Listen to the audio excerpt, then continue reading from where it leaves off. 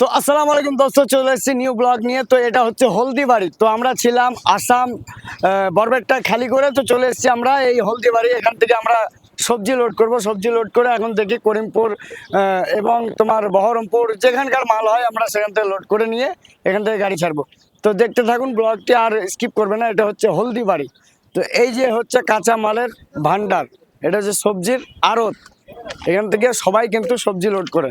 তো দেখতে থাকুন আমার ড্রাইভার ভাইরা কি করছে, কত কষ্ট করে মেহনত করে রান্না করে। তো গাইস এই যে দেখতে পাচ্ছেন, এই যে আমরা খিচুড়ি রান্না করছি দোস্ত। তো খিচুড়িটা দেখাও, ক্যামেরাতে নিয়ে আসো, এখানে আসো, এখানে আসো। দেখুন আমরা নিজে রান্না করে খেতে জানি। এই যে খিচুড়ি দেখতে পাচ্ছেন, খিচুড়ি রান্না করছি। তো রান্না হয়ে গেল, কারা কারা খেতে চাইছেন অবশ্যই কমেন্টে জানাবেন। আর আমাদের গরিবের যে কাহিনী, যে ড্রাইভারদের যে একটা জীবন কাহিনী, কথায় আছে না যে রাজার হালে খায় আর কুত্তার হালে ঘুমায়, সেই জীবন আমাদের।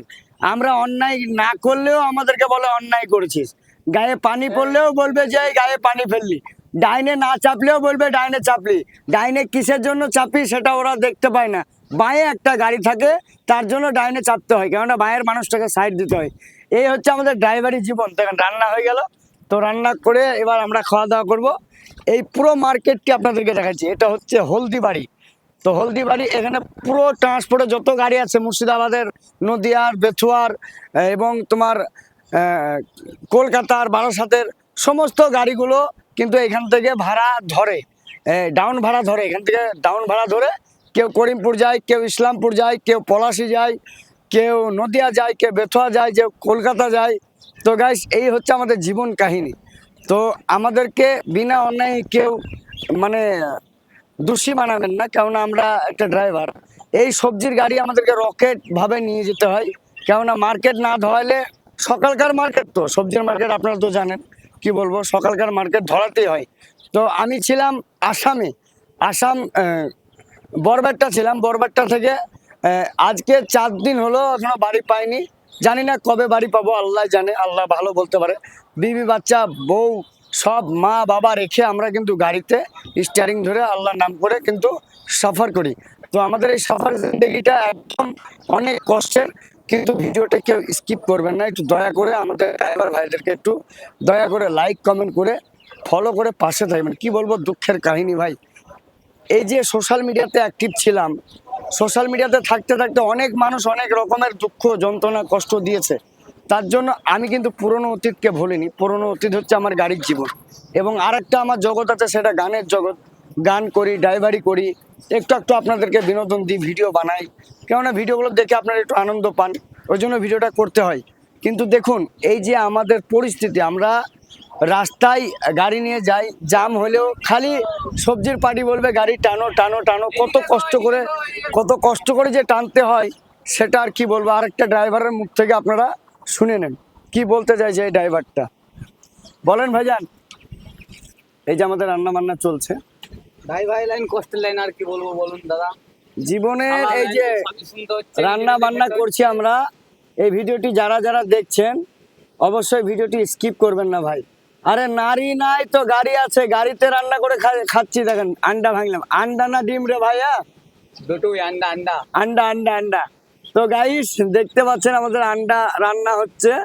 এই যে গ্লাসে ভাঙলো, এবার আরেকটা আন্ডা ভাঙছে আমার দোস্ত, আমার কলিজার ভাই, ড্রাইভার ভাই।